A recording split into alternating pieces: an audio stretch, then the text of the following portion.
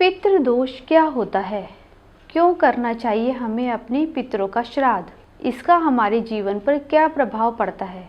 आज हम इसी विषय पर चर्चा करेंगे, तो बने रहिए हमारे साथ इस वीडियो के अंत तक। दर्शकों, हमारा आज का विषय है श्राद्ध और पितृदोष।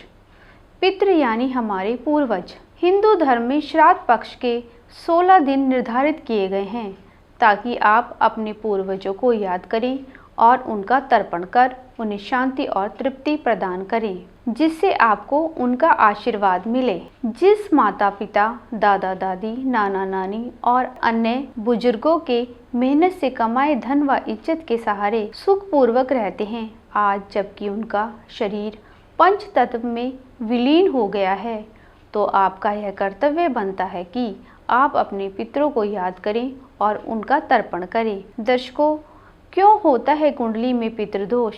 इसके कई कारण हो सकते हैं। पितृदोष 2 तरह के होते हैं, एक वंशानुगत, दूसरा अवंशानुगत। वंशानुगत पितृदोष में यानी जो दोष पीढ़ी दर पीढ़ी चला आ रहा है, जैसे शारीरिक अपंगता, शारीरिक और मानसिक बीमारी आनुवांशिक रूप से पीढ़ी दर पीढ़ी चली आ रही है। दूसरा है अवंशानुगत, जिसका अर्थ है कि पितृलोक के पितृ आपके धर्म कर्म से नाराज हैं।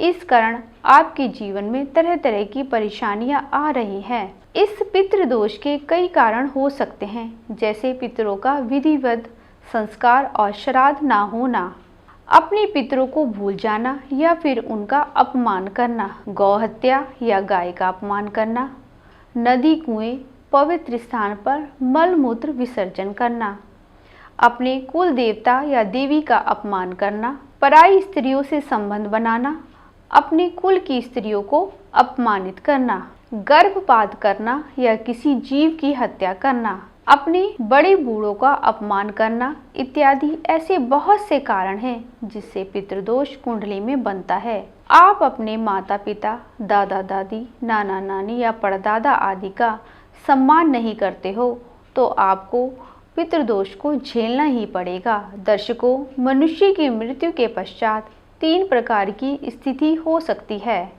अधोगति अर्थात भूत पिशाच या यक्ष किन्नर आदि की योनि को प्राप्त होना यानी मृत्यु लोक की प्राप्ति, अर्धगति अर्थात स्वर्ग लोक की प्राप्ति, मोक्ष अर्थात ब्रह्मलोक की प्राप्ति।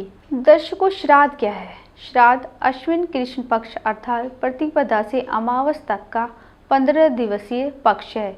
इस पक्ष में पूर्णिमा को जोड़ लेने से यह 16 दिवसीय महालय श्राद्ध पक्ष कहलाता है। इस श्राद्ध पक्ष में हमारे परिवार के दिवंगत व्यक्तियों की अधोगति से मुक्ति प्राप्ति हेतु धार्मिक कार्य किए जाते हैं। अधोगति अर्थात भूत प्रेत पिशाच यक्ष किन्नर आदि योनि को प्राप्त होना यानी मृत्यु लोक की प्राप्ति। जिस किसी व्यक्ति की जिस तिथि और महीने में मृत्यु हुई हो, इस पक्ष में उसी तिथि को मृतक की आत्मा की शांति के लिए धार्मिक कर्म यानी श्राद्ध किया जाता है। दर्शकों, पितृपक्ष की प्रतिपदा तिथि को नाना नानी का श्राद्ध किया जाता है। चतुर्थी या पंचमी तिथि में उसका श्राद्ध किया जाता है जिसकी मृत्यु इसी वर्ष हुई हो। अपने जीवन काल में मरने वाली स्त्री का श्राद्ध 9वीं तिथि को किया जाता है। दुर्घटना, युद्ध या आत्महत्या आदि में मृतक व्यक्तियों का श्राद्ध चतुर्दशी तिथि में किया जाता है। अमावस को सर्वप्रीत श्राद्ध किया जाता है। श्राद्ध कैसे करें? श्राद्ध में सबसे पहले तर्पण किया जाता है। तर्पण जिसमें दूध, तिल, कुशा, पुष्प, गंध, मिश्रित जल पितरों को तृप्त करने के लिए दिया जाता है। श्राद्ध में ब्राह्मण को भोजन कराना आवश्यक है। जो व्यक्ति बिना ब्राह्मण के श्राद्ध कर्म करते हैं, उनके घर में पितृ भोजन नहीं करते, श्राप देकर लौट जाते हैं। श्राद्ध में ब्राह्मण को भोजन कराने के पश्चात श्रद्धानुसार वस्त्र और दक्षिणा देनी चाहिए। भोजन में से गाय, कुत्ते, कौवे और चींटी के लिए थोड़ा सा भाग जरूर निकालें। तुलसी से पितृगण प्रसन्न होते हैं। ऐसी धार्मिक मान्यता है कि पितृगण गरुड़ पर सवार होकर विष्णु लोक को चले जाते हैं। तुलसी से पिंड की पूजा करने से पितृलोक प्रलय काल तक संतुष्ट रहते हैं। ब्राह्मणों के भोजन करने के पश्चात उन्हें घर के द्वार तक पूरे सम्मान के साथ विदा करके आएं, क्योंकि ऐसा माना जाता है कि ब्राह्मणों के साथ साथ पितृ भी चले जाते हैं। ब्राह्मणों के भोजन के बाद ही अपने परिवारजनों, दोस्तों, रिश्तेदारों को भोजन कराएं। दर्शकों, अब हम बात करते हैं पितृदोष के बारे में। किसी जातक की कुंडली में पितृदोष कैसे बनता है? दर्शकों, जन्म कुंडली का 9वां भाव बेहद महत्वपूर्ण भाव होता है। यह भाव जहां पिता के सुख, आयु और समृद्धि का है, वहीं वह जातक के अपने भाग्य, तरक्की, धर्म संबंधी रुझान को बताता है, अर्थात व्यक्ति कितना धार्मिक है। सूर्य पिता का कारक होता है, वही सूर्य जातक को मिलने वाले तरक्की और उसके प्रभाव क्षेत्र का भी कारक होता है। ऐसे में सूर्य के साथ यदि राहु जैसा पापी ग्रह आ जाए तो यह ग्रहण योग बन जाता है। ऐसे में जातक के पिता को मृत्यु के समान कष्ट उठाना पड़ता है। जातक के भाग्योदय में भी बाधा आती है, उसे कई प्रकार से मुश्किलों का सामना करना पड़ता है। जब सूर्य राहु का योग 9वें भाव में होता है तो इसे पितृदोष कहा जाता है। सूर्य, गुरु, चंद्रमा, मंगल, शुक्र, शनि आदि ग्रहों का राहु के साथ आना भी पितृदोष बनाता है। जन्म कुंडली में यदि बुध अकेला 9वें भाव में धनु राशि में हो तो भी पितृदोष होता है। दर्शकों, यह तो बात हुई कि कुंडली में पितृदोष कैसे बनता है। अब मैं आपको बताती हूँ कि कुंडली में पितृदोष हो तो उससे जीवन में किन किन समस्याओं का सामना करना पड़ता है। जिन लोगों की कुंडली में पितृदोष होता है उनके यहाँ संतान होने में समस्याएं आती हैं। कई बार तो संतान पैदा ही नहीं होती। अगर यदि संतान हो भी जाए तो वह अधिक समय तक जीवित नहीं रहती। संतान हो भी जाए तो भी वह विकलांग, मंदबुद्धि या फिर चरित्रहीन होती है। पितृदोष होने के कारण ऐसे लोगों को हमेशा धन की कमी बनी रहती है। किसी न किसी रूप में धन की हानि होती रहती है। जिन लोगों की कुंडली में पितृदोष होता है उनकी शादी होने में कई प्रकार की समस्याएं आती हैं। घर परिवार में किसी न किसी कारण झगड़ा होता रहता है। घर में आपस में मनमुटाव बना रहता है व मानसिक अशांति के कारण जीवन दूभर हो जाता है। यदि कोई व्यक्ति लंबे समय तक किसी मुकदमे में उलझा रहे या फिर बिना कारण उसे कोर्ट कचहरी के चक्कर काटने पड़े तो यह भी पितृदोष का कारण हो सकता है। पितृदोष होने पर परिवार का एक न एक सदस्य निरंतर रूप से बीमार रहता है और बीमारी भी जल्दी ठीक नहीं होती। पितृदोष होने के कारण कन्या के विवाह में काफी परेशानियों का सामना करना पड़ता है। या तो कन्या का विवाह नहीं होता या फिर मनचाहा वर नहीं मिलता। कई बार अपनों के द्वारा ही धोखा मिलना भी पितृदोष के कारण हो सकता है। दुर्घटना होना, बार बार दुर्घटना होना भी पितृदोष के कारण हो सकता है।